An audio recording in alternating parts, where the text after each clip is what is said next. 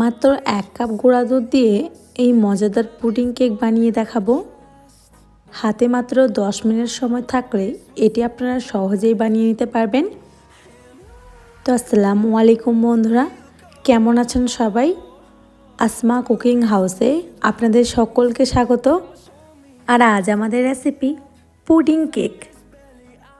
তো pudding cake বানাবার জন্য সবার প্রথমে সসপ্যানের মধ্যে 2 বাটি পানি দিয়ে দেব। এবার পানিটা হালকা গরম হয়ে আসলে ওর মধ্যে দিয়ে দেব 1 বাটির মতো গুঁড়া দুধ। আপনারা চাইলে এটা লিকুইড দুধ দিয়েও করে নিতে পারেন, বাট আজকে আমি গুঁড়া দুধ দিয়েই বানাচ্ছি। এবার দুধটাকে একটু নেড়েচেড়ে জাল করে নিতে হবে। খুব একটা ঘন করার দরকার নেই, জাস্ট একটু গরম হয়ে আসলে দুধটাকে নামিয়ে ঠান্ডা করে নিতে হবে। আর এদিকে চুলার মধ্যে একটা তাওয়া বসিয়ে ওর মধ্যে দিয়ে দেবো বেশ খানিকটা চিনি। এবার চিনিটাকে গলিয়ে ক্যারামেল তৈরি করে নেব। ক্যারামেলটা তৈরি করার সময় চুলার আঁচটা মিডিয়াম রেখে বেশ কিছুক্ষণ ধরে নেড়েচেড়ে ক্যারামেলটা তৈরি করে নিতে হবে। আর নিজের পছন্দ কালার চলে এলে এটাকে নামিয়ে নিতে হবে। এবার একটা কেক পটের মধ্যে পুরো ক্যারামেলটাকে দিয়ে দিতে হবে। সম্পূর্ণ ক্যারামেলটা দিয়ে একবার ভালোভাবে নেড়েচেড়ে পুরো পাত্রটার মধ্যে লাগিয়ে দিতে হবে। এবার ক্যারামেলটাকে জমার জন্য কিছুক্ষণ সাইডে রেখে দিতে হবে। আর এদিকে আমি একটা বাউল নিয়ে নিয়েছি। এরপর ওর মধ্যে নিয়ে নেব ডিম। এখানে টোটাল আমি 3টে ডিম নিয়েছি, আপনারা চাইলে ডিমটা কম বেশিও নিয়ে নিতে পারেন। এরপর ওর মধ্যে দিয়ে দেব পরিমাণ মতো চিনি। এবার একটা এগ বিটারের সাহায্যে ডিমগুলোকে আমি ভালোভাবে ফেটে নেব। এই এগ বিটারটা আমি মিশো থেকে নিয়েছি, আপনারা যদি এটা কেউ নিতে চান অবশ্যই আমাকে কমেন্ট করে জানাবেন, আমি এর লিঙ্কটা নিচে দিয়ে দেব। আপনারা নিশ্চয়ই দেখতেই পাচ্ছেন এটা খুব সহজে ও তাড়াতাড়ি খুব সুন্দরভাবে ব্লেন্ড হয়ে যাচ্ছে। আর ভালোভাবে ব্লেন্ড করা হয়ে গেলে ঠান্ডা করে রাখা দুধটা এর মধ্যে পুরোটাই দিয়ে দেব। আর একই সঙ্গে দিয়ে দেব অল্প একটু এলাচ গুঁড়ো। এরপর আরও একবার ভালোভাবে ব্লেন্ড করে নেব।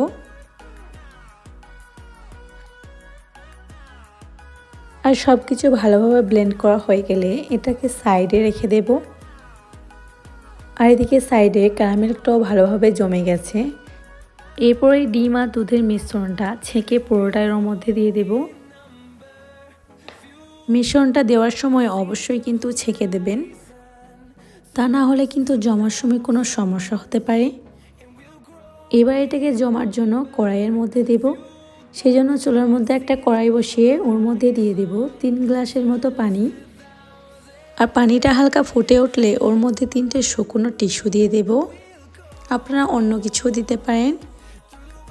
এরপর ওর মধ্যে কেকের পাত্রটা বসিয়ে দেব। আর পুডিংটা আলাদা করে ঢাকা দিয়ে দিতে হবে, তা না হলে কিন্তু ওর মধ্যে পানি ঢুকে যেতে পারে। এরপর কড়াইয়ের ঢাকনাটা বন্ধ করে দেব। আর সাইডে যদি কোনো ছিদ্র থাকে সেটাকে কাগজ বা ময়দার মাধ্যমে বন্ধ করে রেখে দিতে হবে প্রায় 25 থেকে 30 মিনিটের মতো।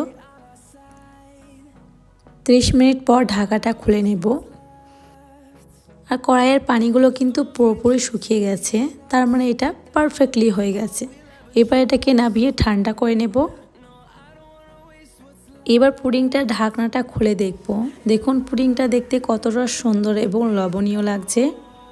এবার পুডিংটাকে জমার জন্য সাইডে রেখে দেব 30 মিনিটের মতো। আপনারা চাইলে নর্মাল ফ্রিজে খুব তাড়াতাড়ি এটাকে জমিয়ে নিতে পারেন। 30 মিনিট পর ঢাকাটা সরিয়ে নেব। এবার একটা কাঠির সাহায্যে আপনাদেরকে দেখাচ্ছি।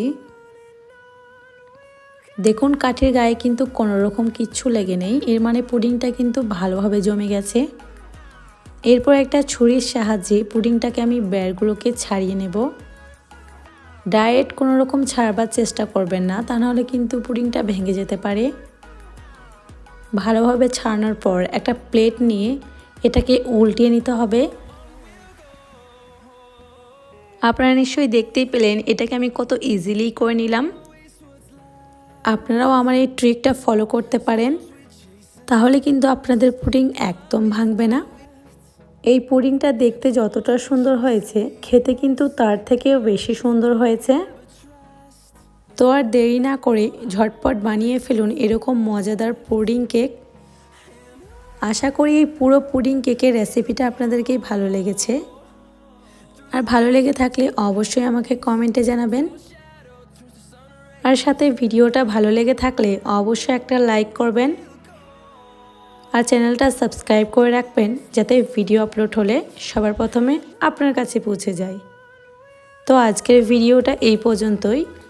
দেখা হবে নেক্সট কোনো ভিডিওতে ইনশাআল্লাহ।